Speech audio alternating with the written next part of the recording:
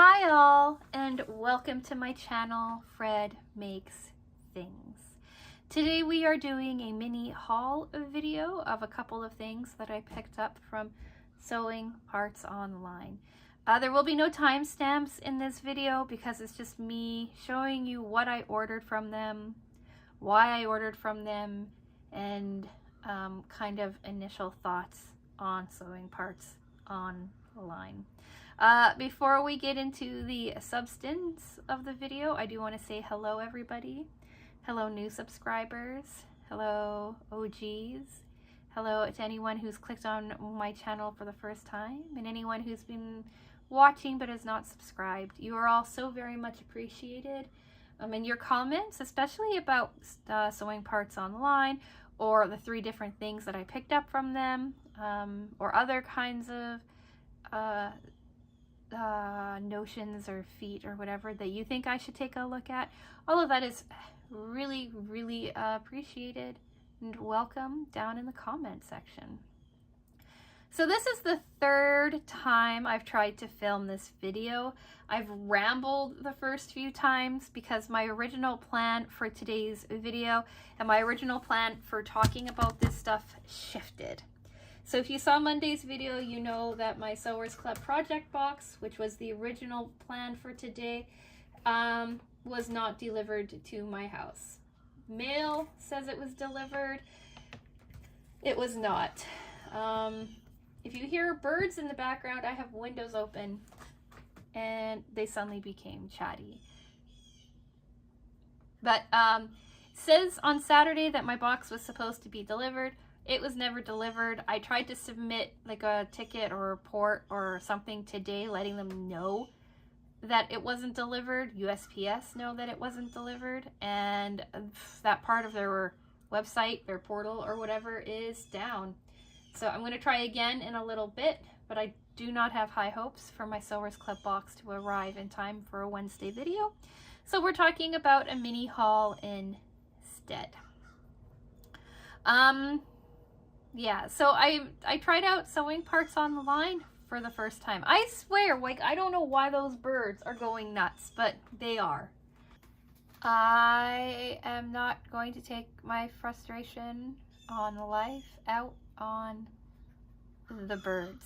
So I hear them. I'm sure you hear them somewhere in the background, but I'm just going to try to ignore it and continue talking.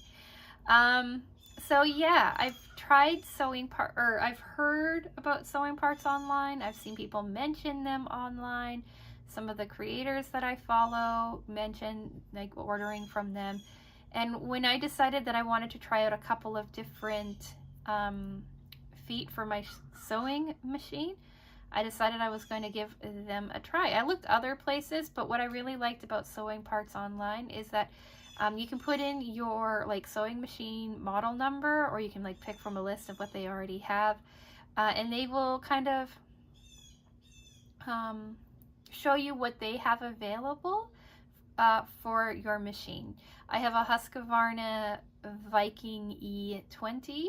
They don't have that exact model, but they had similar enough with specifications enough that I figured they would work. Like, what's really cool is that they have European voltage rated bulbs for your sewing machine, and that is one thing that I struggle getting. I don't need them right now, but I will probably most likely in the future. Yes, the screen went dark because Junior has decided to make his appearance. Can't have a video without Junior. What's funny is that in the first video that I filmed, he was up here all of the time. I decided that video was a bit too rambly. I didn't know exactly where I was going with it. So I decided to film the second time. He didn't bother me the second time, but again, that video was a bit all over the place. And if I take anything to heart from some of the comments that I receive, people want more succinct and well thought out videos. And so I have been trying to do that, but here we go. Getting off topic again, but anyway, so I decided to give Sewing Parts Online a try because It looked like they had a way for me to order parts that would fit my machine nicely. So you have 3 things and a cat sitting in front of you. I'm going to move the cat so that we can talk about the items. We'll see how well that goes.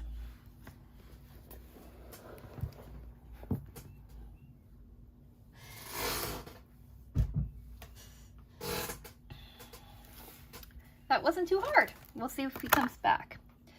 But anyway, so I ordered 3 items. I have been doing a lot of piece work, right, for quilting and stuff like that. And I'm pretty good at keeping a consistent 1/4 inch seam. But as I was working on kittens and quilts, kittens and cups last month, I realized how nice it would be to have like a dedicated 1/4 inch foot to really help me stay consistent with my seams. So that's where I started with this plan, is I wanted a 1/4 inch foot to help me with seams. So they have one. It's a clear 1/4 inch foot. It's called the 1/4 inch clear, or wait, 1/4 inch piecing, the clear 1/4 inch piecing foot for Viking, blah, blah, blah. And it was $23.95. So that's where I started. I wanted something for that.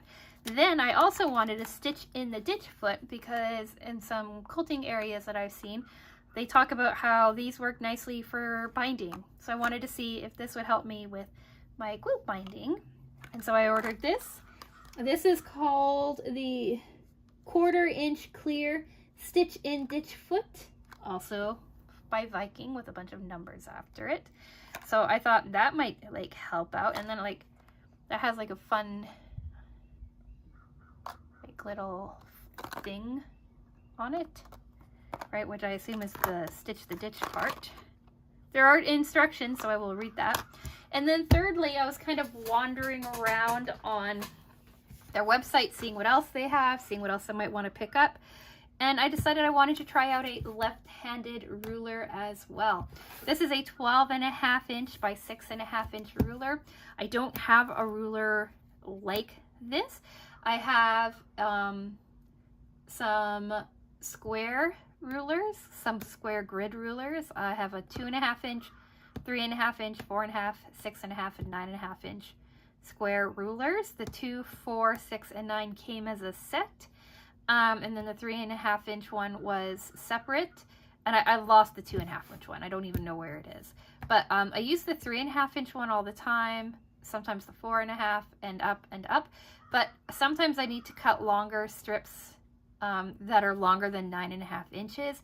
And the only other like ruler that I have is the 6.5 inch by 24.5 inch ruler that you get when you like buy your first like Fiskars cutting mat, right? You get that set. I have one of those, but it's kind of unwieldy for the area that I normally cut projects in. So I wanted to get something a little bit smaller, a little bit easier to handle, a little easier to manage, and also left-handed, because I am left-handed. I've learned that there's a scale of left-handedness. I'm sure there's a scale of right-handedness too, but there's like a scale of left-handedness, and some people do absolutely everything with their left hands and they cannot like function doing anything with their right hand. I lean more to the ambidextrous side of that. Like like left-handedness runs in my family, and certain family members are very much like stuck only using their left hands for everything.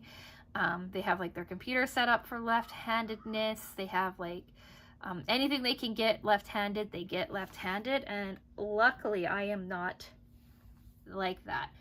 So I write with my left hand, right? I eat with my left hand. I use a fork and stuff with my left hand. It's my dominant hand when I'm talking, all right, on video and stuff like that. I use my left hand a lot, so I'm very heavily left-handed. But when I use scissors, I cut with my right hand, when I use the mouse on my computer, I keep it on the right hand orientation. And when I cut, I'm so used to just reading rulers backwards or working with right-handed rulers that I've never had a left-handed ruler. So I decided to order one and see if I liked it or not. This ruler was $25.49, but like I said, it's a hole in my rulers, and I think it'll come in really handy. And I have a Creative Grids, like a small 6.5 inch, 8.5 inch, I don't know, I don't remember. I have a small cutting mat from Creative Grids that I used it a lot to chop up all of the pieces for kittens and cups. But I have that and I really liked it. And then I saw Liz over on her channel unbox a ruler for her too, and hers looked really cool. So I decided I wanted to get myself a left-handed ruler, see what all the fuss was about. So I like it. It's non-slip. You can kind of see, I think you can kind of see that it has like little grippies on it. And then it has all of your standard measurements on it. So I'm really excited to try this out. I'm excited to try the Stitch in the Ditch foot out, and I'm excited to try the 1/4 inch seam allowance foot as well. Now, what I'd originally planned to do for this video is to film this part, right? And then come back at you with my thoughts on the 3 different items to tell you what I liked and what I didn't like about them, and whether or not I thought they were worth the prices. But because Sewers Club's box has not arrived, I'm going to incorporate that into next week's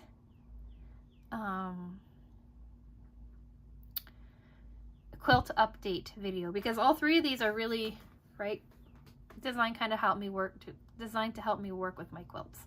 So next week's quilt update video, I will put in a little section to talk about how I feel about them.